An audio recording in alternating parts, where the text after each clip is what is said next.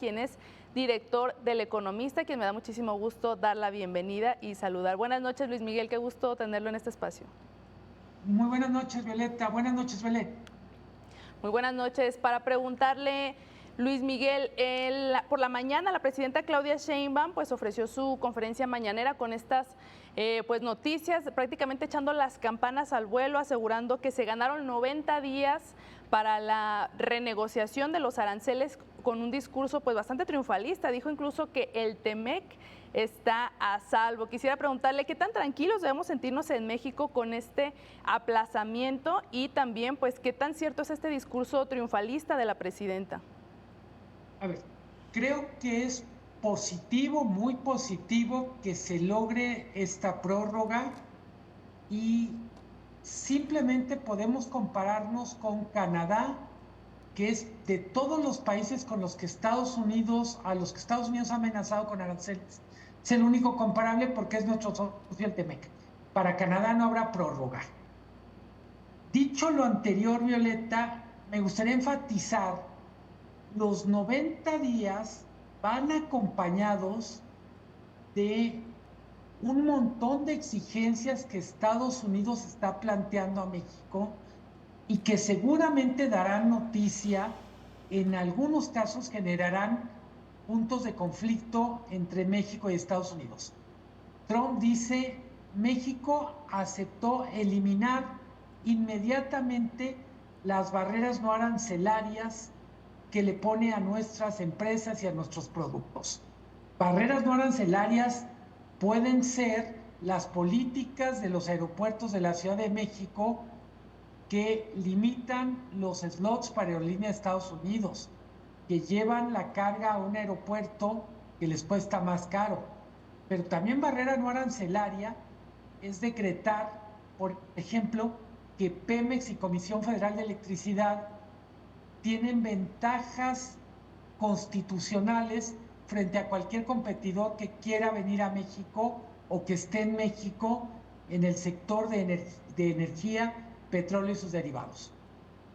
Entonces estamos hablando de que es alto el costo de este aplazamiento o qué implicaciones podría tener para la economía mexicana. Yo diría que es un tanque de oxígeno y siguiendo con la metáfora del tanque de oxígeno, es un tanque de oxígeno que vamos a pagar a precio de oro con muchos esfuerzos.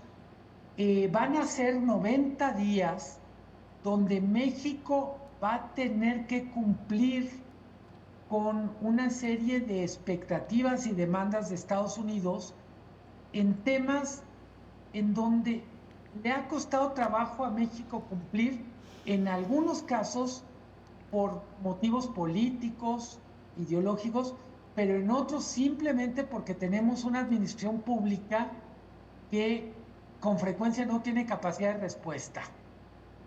Claro, y preguntarle también, Luis Miguel, sabemos que la política del presidente Donald Trump es amenazar con aranceles, ha sido pues muy agresivo, por ejemplo, con Brasil, con India o con la propia Canadá que está más cerca. ¿A qué considera usted o a qué le atribuye este trato pues un poquito más condescendiente con México, que digamos en la política nacional, en la política interna se habla de que la presidenta ha negociado con cabeza fría? Creo que hay algo de mérito en el modo de Claudia Sheinbaum, esta serenidad, la famosa cabeza fría. Pero también hay que decirlo, México probablemente ha sido más amable con algunas cosas, algunas exigencias que plantea Donald Trump. Vamos a ponerlo de esta manera. Las concesiones que México ha hecho en materia migratoria difícilmente las aceptaría Canadá. Y probablemente en temas que México está mucho más complicado, pienso el caso de seguridad, en buena medida se requiere un tipo diferente de interacción que la que tiene Canadá. Vamos a decirlo de esta manera, a Canadá no le acusan a su clase política de estar involucrada con el crimen organizado, y eso le da un poco más margen a Canadá en algunos temas. Aparentemente, una de las razones por las que Canadá no alcanza el mismo trato que México esta semana es porque Canadá decidió apoyar la creación de un Estado de Palestina. México ni siquiera se ha querido mojar en ese tema. Lo menciono para explicar un poco el diferente enfoque entre México y Canadá, pero no quiero que se pierda de vista, no quiero minimizar que vamos a decir, la tranquilidad, la serenidad de la presidenta ha hecho que algunos temas muy delicados no escalen. Claro, tiene razón el tema de Palestina. Aquí en el caso de México, la presidenta se ha mantenido en la neutralidad y quizá también ese ha sido un factor que ha ayudado, al menos en las negociaciones con Estados Unidos, que es muy sensible también. Y preguntarle, por otra parte, mientras está esta prórroga de los 90 días para los aranceles, están vigentes ya otros, ¿no? Como por ejemplo el 25% al fentanilo, automóviles, acero, aluminio, cobre. ¿Qué implicaciones podría tener ya la economía mexicana con estos aranceles que ya están vigentes, Luis Miguel? Nada más los aranceles relacionados con el jitomate, más la no entrada del ganado mexicano a Estados Unidos por el gusano barrenador, han costado, se dice, 38,000 empleos. Son, vamos a decir, son tarifas, son impuestos que Estados Unidos pone en niveles muy altos para cerrar el acceso al mercado de Estados Unidos a productos que en México se hacen a precios y calidad competitivas. No hay por lo pronto una estadística desglosada que nos diga se han perdido tantos empleos, pero tenemos un dato: la incertidumbre ha costado que prácticamente no hayamos generado empleo formal en todo el primer semestre, que tengamos una tasa de crecimiento pues que es raquítica, 0.2 en el primer trimestre, 0.7 en el segundo trimestre. ¿Cuánto de este bajo crecimiento es atribuible a los aranceles? Podemos decir que un porcentaje muy alto, porque aranceles se traduce en lo que podríamos decir que es la palabra del año, que es la incertidumbre. Justamente por ahí va mi pregunta, la incertidumbre, porque pues son nada más prórrogas. Al final de cuentas, ¿cómo se están cómo se están comportando las proyecciones económicas para el país, tanto para el segundo semestre de este año como para el 2026, que pues prácticamente ya está también aquí? ¿Cómo están estas proyecciones, Luis Miguel, con la incertidumbre encima de los aranceles prácticamente en 90 días otra vez a discusión? La incertidumbre en las proyecciones que me preguntas, Violeta, quieren decir, tenemos expectativas muy bajas de crecimiento para el 2025. Fondo Monetario dice va a ser 0.3% para 2025. Pero yo diría, sobre todo, la incertidumbre pega en particular a una variable económica que es muy relevante, que son inversiones. ¿Cuántas inversiones no pueden hacerse sin saber cómo va a quedar la relación con Estados Unidos? Pues me atrevo a decir que son decenas.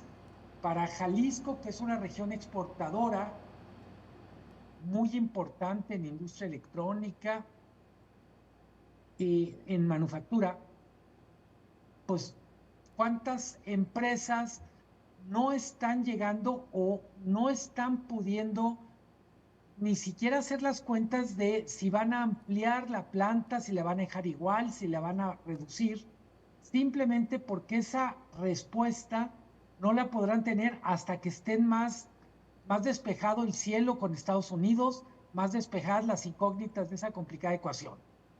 Claro, seguiremos pendientes entonces de cómo avanzan estas proyecciones. Y ya finalmente, Luis Miguel, para ir terminando, quisiera preguntarle, hoy justamente se dio a conocer que la recaudación en Estados Unidos debido a los aranceles que ha estado imponiendo en todo el mundo, pues ya superó prácticamente a la del año pasado y estamos todavía a la mitad del ciclo. Quisiera preguntarle, además de esta recaudación muy fructífera que ha sido para Estados Unidos, ¿qué implicaciones tiene eso para las industrias de aquel país y sobre todo para la economía familiar? Porque al final quienes terminan pagando de su bolsillo pues son los consumidores. Creo que lo dices bien. La cifra de recaudación hay que ponerla en perspectiva porque aranceles quiere decir más inflación en los costos de producción para las empresas y más inflación en, en los hogares, desde productos como el jitomate o tomate, que se calcula que va a subir o subió entre 6 y 10% desde que se puso el impuesto especial. No hay una manera tan simple en el corto plazo de decir, esto costó en términos de inflación los aranceles, pero sí tenemos, por ejemplo, que las cuentas de General Motors registraron $1,000 millones menos de ingresos. Procter & Gamble, que produce, comercializa bienes de consumo, desde pastas de dientes hasta desodorantes y eso, también puso una cifra parecida. Entonces tenemos empresas que pagan, que gastan más, que van a ganar menos, consumidores que gastan más, que les va a rendir menos el dinero en el súper, pero sobre todo es un proceso que se puso en marcha, sabemos cuándo empezó, pero no sabemos cómo va a terminar y de qué manera va a terminar.